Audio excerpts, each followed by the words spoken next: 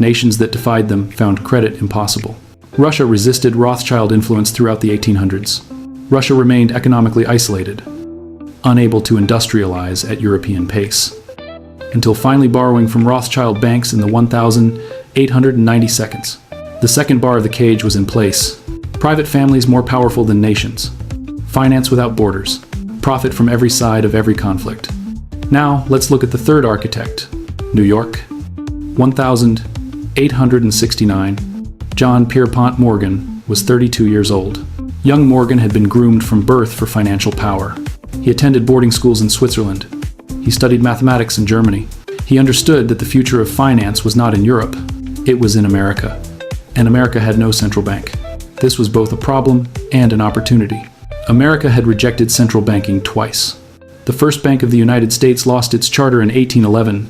The Second Bank of the United States was killed by Andrew Jackson in 1836. Americans distrusted concentrated financial power, but they couldn't escape the chaos that followed. Panics in 1837, 1857, 1873, and 1893 each devastated the economy. He convinced other bankers to pool resources. He stopped bank runs through sheer reputation. President Grover Cleveland begged for his help. Morgan saved the Treasury itself by providing $65 million in gold. Let me show you exactly what that meant. A private citizen had become more financially powerful than the United States government. Morgan understood the lesson. Control crisis. And you control everything. He waited for the next panic.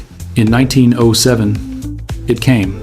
And Morgan didn't just save the system, he demonstrated why America needed a central bank that private bankers could control. But here's where it gets darker. The Panic of 1907 may not have been entirely accidental. In the months before, Morgan's associates had spread rumors about the solvency of certain banks. Trust companies that competed with Morgan's interests were specifically targeted. The Knickerbocker Trust Company collapsed after Morgan refused to save it. The panic that followed destroyed Morgan's competitors. Independent banks across America failed by the hundreds. Morgan absorbed their assets at pennies on the dollar, and the public was clamoring for reform. Exactly the reform Morgan had designed. The third bar of the cage was in place. Manufactured crisis. Consolidation of power. The preparation of public consent. Here's where the pattern accelerates. Jekyll Island, Georgia, 1910. Senator Nelson Aldrich was 69 years old. He was, in the words of muckraking journalists, the general manager of the United States. But even Aldrich couldn't pass a central banking bill alone. Congress had rejected such plans for decades. He needed a new approach. He needed secrecy. Here's how Aldrich's mechanism worked. He invited 6 men to a secret meeting at Jekyll Island, a private resort owned by J. P.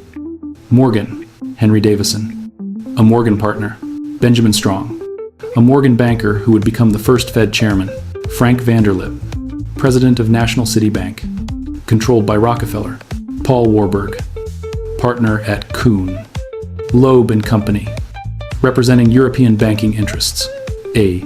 Piatt Andrew, Assistant Treasury Secretary, and Aldrich himself. These 7 men represented approximately 1/4 of the world's wealth. They told their families they were duck hunting. They used first names only to avoid recognition. For 9 days, they designed the Federal Reserve System. Here's the specific mechanism they created. The Federal Reserve would be a private institution with a public face. It would have the power to create money and set interest rates, but it would be controlled by bankers, not elected officials. The 12 regional Federal Reserve banks would be owned by member banks.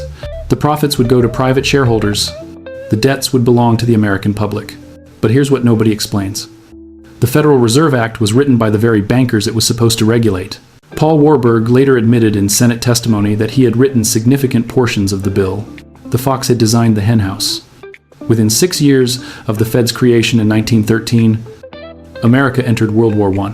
The national debt exploded from $1 billion to $25 billion. Every dollar of that debt was created by the Federal Reserve. Every dollar paid interest to the banking system. Those who resisted were marginalized. He was called a radical. His warnings were ignored. The fourth bar of the cage was in place. Central banking finally achieved in America. Private control with public illusion. Debt as the source of all currency. But the cage wasn't complete. One escape route remained. Washington, D.C. 1933. Franklin Delano Roosevelt was 51 years old. He had been president for less than 100 days. America was in the deepest depression in its history. Banks had failed by the thousands. Gold was fleeing the country. On April 5, 1933, he signed Executive Order 6102. Every American was required to surrender their gold to the Federal Reserve. The price was fixed at $20, $67 per ounce. Failure to comply meant 10 years in prison and a $10,000 fine. In January 1934, he revalued gold to $35 per ounce. Let me show you exactly what that meant. Americans had been forced to sell at $20. 67. The government immediately revalued their property to $35. This was a 69% wealth transfer from citizens to government overnight. But here's the critical detail that changes everything. The gold didn't go to the Treasury. It went to the Federal Reserve. Private bankers now controlled America's gold supply. Citizens could no longer redeem dollars for gold, but foreign governments still could. And the Federal Reserve could create dollars against the gold Americans had been forced to surrender. This should have been the end. But it wasn't. The pattern had one more step to complete. Within 37 years, even the international gold constraint would be removed. Those who predicted this were called paranoid. They were proven right. The fifth bar of the cage was in place. Gold confiscation. Wealth transfer by decree. Citizens severed from sound money. Only foreign governments retained gold redemption rights. But they needed more. Let's jump forward 38 years. Washington, D.C. 1971. Richard Nixon was 58 years old. Lyndon Johnson's Great Society programs had exploded domestic spending. France's Charles de Gaulle had noticed that America was printing far more dollars than it had gold to back. He started demanding gold for France's dollar reserves. Other nations followed. The gold was flowing out of Fort Knox at an alarming rate. On August 15, 1971, Nixon went on television. Here's how Nixon's mechanism worked. He called it a temporary measure. It has lasted 54 years. Let me show you exactly what that meant. For the first time in history, the world's reserve currency was backed by nothing. Not gold, not silver. Nothing but the promise of the United States government, and the Federal Reserve could now create unlimited dollars. Here's the specific mechanism. The Federal Reserve creates money by purchasing government debt. The Treasury issues bonds. The Fed buys them with money that didn't exist before the purchase. This money enters the banking system. Banks lend it out at interest. The money supply expands. But here's what historians often miss. The money to pay the interest on all this debt is never created. If the Fed creates $100 and charges 5% interest, $105 must be repaid. But only $100 exists. This means the system requires perpetual debt expansion. Someone must always borrow more. If they don't, the system collapses. Those who predicted disaster were partially right. Since 1971, the dollar has lost over 87% of its purchasing power. The national debt has grown from $398 billion to over $36 trillion. The wealth gap has become a chasm, but the system hasn't collapsed. It has expanded. Nixon won that battle. The bankers won the war. The sixth bar of the cage was in place. Pure fiat currency. Unlimited money creation. Perpetual debt expansion as the only way to prevent collapse. The architecture was complete. In 1694, Patterson created permanent government debt. Today, the U.S. national debt is $36 trillion and mathematically impossible to repay. Check. In 1815, Rothschild financed both sides of the Napoleonic Wars. Today, the same investment banks finance every major government and corporation regardless of conflict. Check. In 1907, Morgan manufactured a crisis to justify centralized control. Today, the Federal Reserve has expanded its balance sheet from $800 billion to $9 trillion since the 2008 crisis. Check. In 1910, 7 men wrote the Federal Reserve Act in secret. Today, the Federal Open Market Committee meets behind closed doors to set interest rates affecting every human on Earth. Check. In 1933, Roosevelt confiscated gold by executive order. Today, citizens cannot use gold or silver as legal tender in most transactions. Check. In 1971, Nixon severed the dollar from gold entirely. Today, every currency on earth is fiat, backed by nothing but government promises. Check, we're not approaching the pattern. We're living inside it. You wake up and check your bank balance, which exists only as numbers on a server controlled by institutions created by these architects. You go to work and earn dollars that lose purchasing power every year by design. You pay taxes in a currency the government can debase at will. You save money that is programmed to become worth less over time. You borrow for a house, a car, an education, paying interest on money that was created from nothing at the moment of your loan. You cannot buy a home without entering their debt system. You cannot start a business without their credit approval. You cannot retire without their investment structures.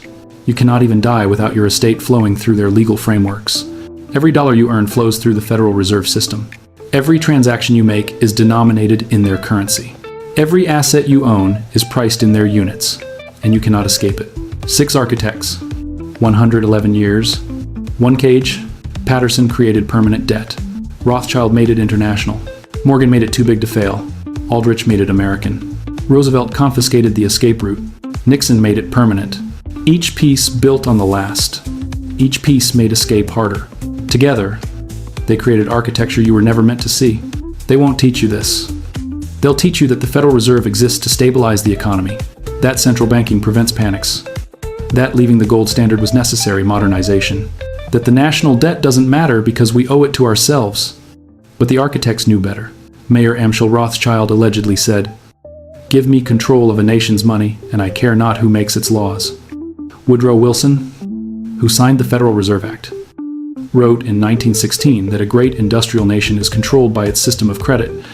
The Jekyll Island meeting was denied for decades until participants themselves confirmed it. The records exist.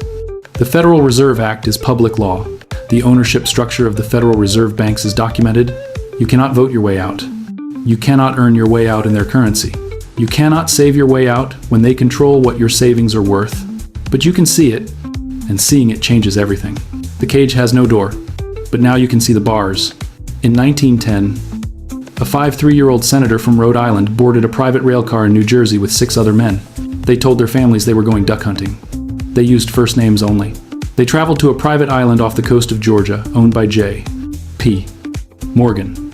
By 1913, that secret meeting had produced the Federal Reserve Act. By 2024, it had created $36 trillion in national debt, and a currency that has lost 97% of its purchasing power. The senator's name was Nelson Aldrich, and the system he helped design didn't die when he left office. It evolved. It spread. It became the template for monetary control across the entire Western world. This isn't conspiracy. This is documented history. The meeting minutes exist. The Federal Reserve Act exists. The exposed correspondence between bankers and politicians exists. The question isn't whether it happened. The question is why no one taught you this in school. Before we go through the 6 architects who built this system, you need to understand what monetary control actually looks like. Not in textbooks. In practice, it doesn't look like men in dark rooms counting gold coins. It doesn't look like obvious theft or visible chains. It looks like interest rates set by unelected officials. It looks like currency that loses value while you sleep. It looks like debt that can never be repaid because the money to pay the interest was never created. It looks like freedom. Here's the truth that changes everything. The most effective cage is one the prisoner believes is open. The most complete control is control that feels like choice. 6 architects, 6 mechanisms, 6 bars of a cage built over 111 years. And in the final section, I'll show you exactly how every dollar you earn, save, spend, or borrow flows through the architecture they designed. Let's start with the original blueprint. London, 1694. William Patterson was 36 years old. He was not a banker. He was a failed merchant, a promoter of colonial schemes that had collapsed, a man who had lost other people's money in the swamps of Panama. He understood that governments don't need gold. They need the promise of gold. And promises can be manufactured. England was desperate. King William III was fighting the 9 Years' War against France. The treasury was empty. Traditional lenders, goldsmiths, and wealthy merchants refused new loans. England had defaulted before. The credit was gone. Here's how Patterson's mechanism worked. He gathered 268 investors. They pooled £2 million in gold and silver, This was lent to the government at 8% annual interest. That's 96,000 pounds per year. Every year, forever. The loan would never be repaid. Only interest. Perpetually. Let me show you exactly what that meant. They could issue banknotes against the debt the government owed them. The government's promise to pay became money itself. They called it the Bank of England. But here's the critical detail that changes everything. The banknotes they issued exceeded the gold they actually held. This was the birth of fractional reserve banking. Money created from debt. Currency backed not by metal, but by promise. Within 50 years, every major European power had copied the model. The Bank of France, the Bank of Prussia, the Bank of Spain. Those who resisted were conquered or collapsed.